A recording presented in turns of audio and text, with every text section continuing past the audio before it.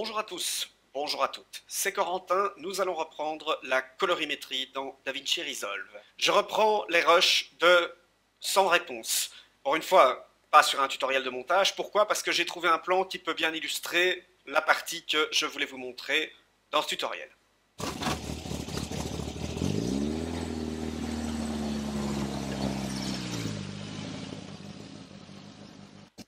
Voilà.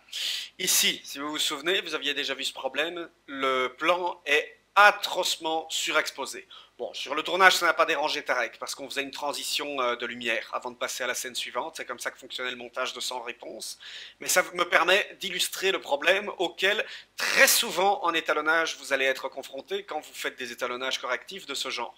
Ça peut même, ou alors, ça peut même concerner votre étalonnage de style, à savoir vous étalonner une partie du plan, et puis ensuite, sur le plan suivant, la caméra a bougé et la colorimétrie change complètement. Ça peut arriver.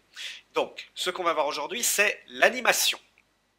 Alors, le problème ici, regardez, bon déjà, oui, vous allez deviner, donc déjà, je vais corriger en baissant la surexposition. Bon, évidemment, on est face à un plan surexposé, et vous vous souvenez de ce que je vous ai expliqué dans mon tutoriel sur les luttes? Quand vous capturez en UIT 709, en Rec 709 directement, il est impossible de récupérer les détails qui ont été surexposés. Ah ben oui, donc malheureusement, ici, nous allons nous retrouver confrontés à ce problème. C'est pas grave.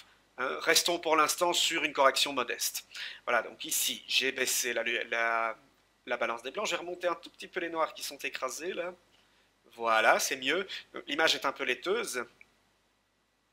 Donc je vais remonter un tout petit peu les hautes qui sont très très blanches. Donc ce qu'on va faire, vu qu'ici vous voyez on a des très hautes lumières qui sont blanches alors qu'on aimerait plus avec ce soleil un ciel bleu. Donc je vais passer ici dans le gain sur le bleu. Voilà, alors le problème c'est que j'ai tout qui suit, donc du coup dans les gammas, dans le contraire ce que je vais faire, je vais baisser les bleus dans les gammas. Voilà, et vous voyez, on obtient quand même quelque chose d'assez joli. Le seul petit problème, je dirais, c'est que ben voilà, on a notre bleu qui arrive évidemment dans les zones blanches, à savoir les peintures blanches ici, et les murs, ainsi que la voiture. Bon, c'est un problème, mais en même temps, vous ne pouvez malheureusement pas, comme je l'ai expliqué, ça a été tourné en Rec 709, on ne peut malheureusement pas corriger ce problème. C'est pas grave. Là maintenant, ce que j'aimerais, je vais encore un peu baisser la luminosité générale. Ce que je voudrais vous montrer, c'est ceci. Donc maintenant que j'ai plus ou moins bien corrigé cette zone-ci, d'ailleurs aussi ce que je vais faire dans les plus basses lumières, je vais également baisser le jaune, autrement dit, revenir sur les bleus, voilà. Ok. Alors on va voir un peu. Voilà, vous voyez, on a quand même une image qui est relativement mieux. Bon, le problème c'est que ici, oui c'est paradoxal, mais elle est surexposée, mais elle est plus naturelle. Ici, la couleur du ciel, etc., c'est tellement pas naturel. Enfin bon, c'est pas grave. J'avais dit que j'arrêtais de tergiverser, non dit tout. Hein. Excusez, j'adore mon métier. Bon, alors, le problème, si j'ai fait cette correction ici, regardez ici. Vous voyez le problème? Là, ici, maintenant, j'ai une image qui est sous-ex. Et ouais, c'est le problème qu'on a. Donc, qu'est-ce qu'on va faire? Nous avons ici une image qui est convenable à partir plus ou moins de... Ici. Voilà. Regardons ici. Voilà. Elle est plus ou moins convenable. Voilà. Ici, elle ne l'est plus. Hein. Voilà. Donc, je dirais que le seuil doit se mettre ici, voilà, à l'apparition du coffre, en fait, à l'apparition de la zone la plus exposée. Donc, comment fait-on maintenant pour animer? J'ai passé d'une correction de couleur, ici, conservant les tons corrects, à ma correction de couleur, ici.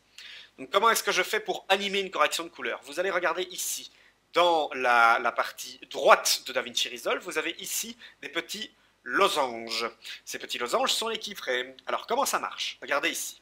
Vous avez deux éléments, corrector 1 et sizing. Alors, sizing, c'est pour tout ce qui concerne le sizing, à savoir l'image en elle-même. Donc, tout ce qui est recadrage, etc. Je ne vous ai pas encore montré cette fonction, je vous la montrerai plus tard. Et alors, nous avons corrector 1. À quoi cela correspond, à votre avis? Correcteur, voilà un premier correcteur que vous avez appliqué dans Resolve. Ça correspond à celui-ci. C'est le correcteur 1. Si vous aviez, regardez, je vais faire... Voilà, si j'ajoute un node en série, vous voyez, c'est le numéro 2, et vous avez ici un corrector 2 qui s'ajoute. C'est le principe. Ça va? Je vais faire un CTRL Z. Voilà, alors donc on sait que déjà pour l'animation, on doit rentrer dans notre corrector 1. Regardons une fois notre premier correcteur, qu'est-ce qu'il contient? Hop, on va regarder ici. Alors, vous avez plusieurs options. Je vous laisse deviner à quoi ça correspond. Très facile. Si vous avez regardé mon tutoriel sur les formes, ça, vous avez déjà compris. En fait, à quoi ça correspond? Ben, tout simplement aux formes. Regardez. Voilà, linéaire, circle, curve, gradient. Voilà, vous voyez? En fait, ça, toutes ces options ici, ça vous permet dans ce correcteur d'animer les formes. Les formes que vous avez positionnées dans votre image. Avec des images clés. Et ici, ce qui nous intéresse, on ne va pas faire une animation de forme, mais on va faire une animation de couleur. Où se trouve la couleur? Alors ici, vous avez le qualifieur. Alors le défocus, hein, qui n'est pas disponible sur la version normale, il faut la version studio, je n'en ai pas parlé, je ne vais pas l'aborder tout de suite. Alors, idem pour le noise reduction, etc. et les OFX. Donc, pour l'instant, ceci, je n'ai pas abordé. Le défocus, le misc isolation, c'est pas la peine de vous en préoccuper pour l'instant. Le qualifieur, bah, c'est l'animation du qualifieur. Hein. Je vous rappelle mon tutoriel que j'ai fait sur le qualifieur. Donc, en fait, où se trouvent les corrections de couleurs que vous avez appliquées sur votre image? C'est très facile, bah, elles se trouvent ici. Color Corrector. Vous voyez? Donc, voilà. Donc, c'est ici que l'on va devoir appliquer notre animation. Alors, regardez, c'est facile. En fait, vous avez ici, cette zone-là, vous avez votre tête de lecture. Regardez, si je bouge ma tête de lecture ici, vous voyez qu'elle bouge dans le visualiseur. Voilà, ici. Je dirais qu'on devrait s'arrêter ici. Alors, comment faire pour ajouter une keyframe? En l'occurrence, nous, ce que nous allons faire un clic droit. Regardez, vous avez deux options. Add static keyframe, add dynamic keyframe. Je rappelle, pour ceux qui ne savent pas ce que c'est, une image clé, c'est un élément qui va dire à ce moment précis, les réglages doivent être à telle valeur. Si on met une autre image clé à un autre endroit, qui dit à tel moment les réglages doivent être à telle valeur, entre ces deux images clés, il va calculer toutes les valeurs intermédiaires. Donc, nous avons deux options, statique et dynamique. Alors, très facile, directement vous allez comprendre. Si j'ajoute une keyframe statique, regardez, je viens d'en mettre une là. Hein. Alors, il existe aussi un raccourci clavier, mais malheureusement, de base, mon clavier ne l'accepte pas parce que mon clavier est configuré avec une surface de contrôle. Hein. Ici, dans Marque, vous avez ici normalement, vous voyez, c'est le contrôle plus la parenthèse accolade. Je ne sais plus comment ça s'appelle ce terme-là. Hein. Donc, mais malheureusement, je n'ai pas ça sur mon clavier, moi, ici. Donc il faut aller dans votre clavier et il faut le personnaliser. Voilà, donc alors quelle est la différence? Je reviens sur ce que je disais entre une static keyframe et une dynamic keyframe. Regardez, je vais ajouter une static keyframe donc, que j'ai rajouté ici et je vais commencer à... Voilà, ben, notre correction est faite. Ensuite, je vais aller plus loin ici et je vais de nouveau rajouter une static keyframe. Ou donc sur mon color corrector, où je vais réinitialiser tout ça. Hop. Hop. Voilà. Voilà. Maintenant, regardez. Regardez ce qui se passe. Boum! Vous avez vu? Ça a fait boum d'un seul coup. Hop, voilà. Là, je suis dans mon étalonnage classique. Là, je suis passé au suivant. En fait, la static keyframe, elle vous fait switcher d'un seul trait votre correction colorimétrique. Alors vous allez me dire à quoi ça peut servir, ça. Dans notre cas, c'est pas du tout ce qu'on cherche à faire, évidemment.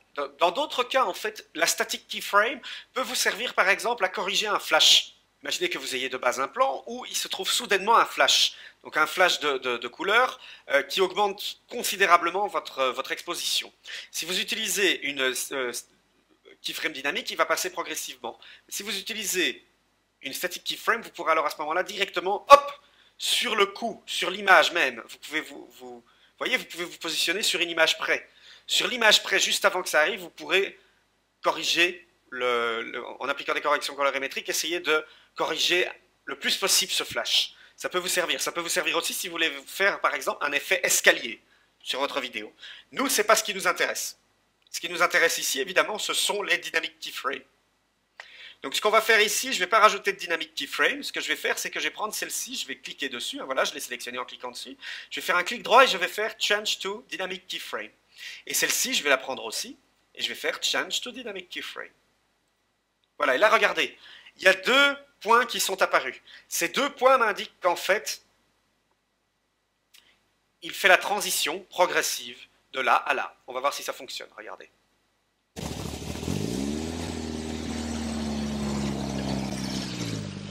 Ah, vous voyez,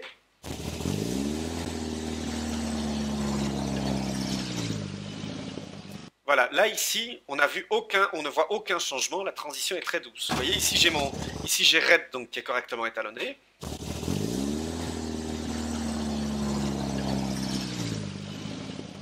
Et voilà. Là ici, nous sommes passés, comme vous le voyez, si je désactive ce node, nous sommes passés à la correction suivante.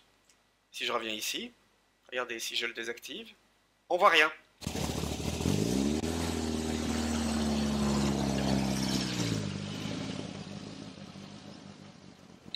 Voilà un exemple clair d'animation. On va s'arrêter là, pour l'instant, histoire de ne pas faire trop long. Dans un prochain tutoriel, nous allons voir ici comment animer vos formes. Ça peut être très utile justement pour faire une correction qui suit, vous comprenez? Mais j'ai une meilleure idée. Ce qu'on va faire aussi, c'est combinaison forme qualifieur pour isoler une zone particulière. Vous verrez. Comme c'est assez long, on fera ça dans le prochain tutoriel. Comme je l'ai dit au début, je veux à présent faire des tutoriels un peu plus courts. On s'arrête donc là et je vous dis à très bientôt sur Corvans Prod. J'espère que ce tutoriel vous a plu. N'hésitez pas à vous abonner, n'hésitez pas à le pouce vert. Merci à tous, à bientôt.